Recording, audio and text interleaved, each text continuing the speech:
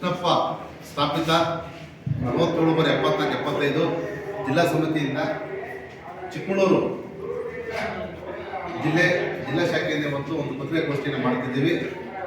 ಕಳೆದ 35 ವರ್ಷಗಳಿಂದ ಪರಿಶಿಷ್ಟ ಜಾತಿ ವರ್ಗೀಕರಣಕ್ಕೆ ಕರ್ನಾಟಕ ದಲಿತ ಸಂಘರ್ಷ ಸಮಿತಿ ಮತ್ತು ಮಾದಿಗ ಮೀಸಲಾತಿ ಹೋರಾಟ ಸಮಿತಿ ಮತ್ತು ಮಾದಿಗ ದಂಡೋರ ಮತ್ತು ಛಲವಾದಿ ಸಮಾಜ ಎಲ್ಲ ಸಮಾಜದೊಟ್ಟಿಗೆ ಸೇರ್ಕೊಂಡು ನಾವು ಒಳ ಮೀಸಲಾತಿ ವರ್ಗೀಕರಣ ಕಳೆದ 35 ವರ್ಷಗಳಿಂದ ಹೋರಾಟ ಮಾಡಿದ್ದು.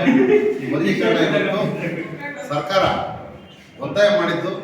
ಈ ಒತ್ತಾಯ ಮಾಡಿದ ಸಂದರ್ಭದಲ್ಲಿ ಸರ್ಕಾರಕ್ಕೆ ನಾಗಮೋಹನ್ ದಾಸ್ ಅವರು ಆಯೋಗ ನೇಮಕ ಮಾಡಿ ಆಯೋಗ ಮೂಲಕ ಜುಲೈ 6 ತನಕ ಜಾತಿ ಗಣತಿಯನ್ನು ಮಾಡಿ ದತ್ತಾಂಶನ ಕಲೆ ಹಾಕಿ ಮತ್ತು ಆರ್ಥಿಕ ಮತ್ತು ಶೈಕ್ಷಣಿಕ ಮತ್ತು ರಾಜಕೀಯ ಶಿಕ್ಷಣ ಉದ್ಯಮದಲ್ಲಿ ಈ ಸಮಾಜಕ್ಕೆ 101 ಜಾತಿ ಅವಕಾಶ ಎಷ್ಟಾಗಿದೆ ಅಂತ ಒಂದು ಸಮೀಕ್ಷೆ ಮಾಡಿ ನಾಗಮೋಹನ್ ದಾಸ್ ಅವರು ಸರ್ಕಾರಕ್ಕೆ 4ನೇ ತಾರೀಕು ವರದಿ ಸಲ್ಲಿಸಿದ್ದಾರೆ.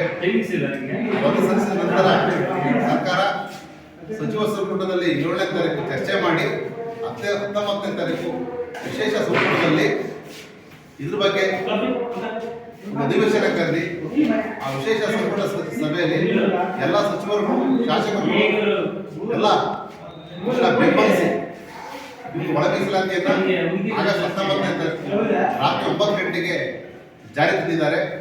ಈ ಸಂದರ್ಭದಲ್ಲಿ 35 ವರ್ಷಗಳ ಹೋರಾಟಕ್ಕೆ ಒಂದು ಜಯ ಸಿಕ್ಕಿದೆ. ಇದೊಂದು ಐತಿಹಾಸಿಕ ನಿರ್ಣಯ ಆಗಿದೆ. ಏಕೆಂದರೆ ಶೋಷಿತ ಜನಾಂಗ ಇವತ್ತು 101 ಜಾತಿಯಲ್ಲಿ ಭಾಳಷ್ಟು ಒಂದು ವಂಚಿತ ಜಾತಿಗಳು ಈ ಸೌಲಭ್ಯವನ್ನು ಪಡೆದಿರಲಿಲ್ಲ. ಹಾಗಾಗಿ ಏನು ಮಾನ್ಯ ಸಿದ್ದರಾಮಯ್ಯನವರು ಈ ಒಂದು ವರದಿನ ಸಮಗ್ರವಾಗಿ ಮತ್ತು ಎಲ್ಲ ರೀತಿಯಲ್ಲಿ ಇದನ್ನು ಬೆಂಬಲಿಸಿ ಈ ಒಳ ಮೀಸಲಾತಿಯನ್ನು ಜಾರಿ ತಂದಿದ್ದಾರೆ.